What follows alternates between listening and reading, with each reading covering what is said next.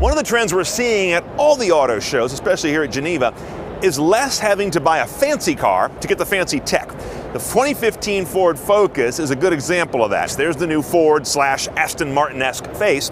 But inside, things get interesting. Notice they've sort of cleaned up and changed the head unit and the area around it. This is part of some learning Ford's had lately, that my Ford Touch can be a little complicated when it's all on screen. Instead, they're breaking some functions back out to very clear, easy to understand physical buttons.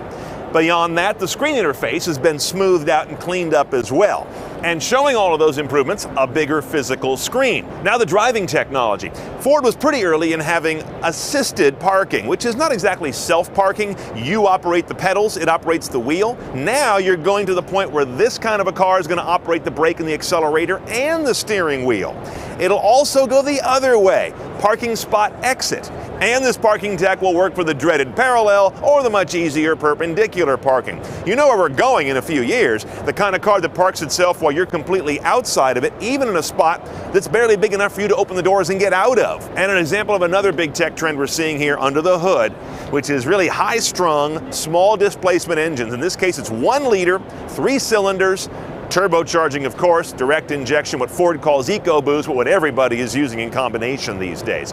This is a big rush to say you don't need to buy a $40,000, $50,000, $60,000 car to get the latest tech. Pricing and availability, this car is a late 2014 release in the US, except for this one. We still don't get the wagon.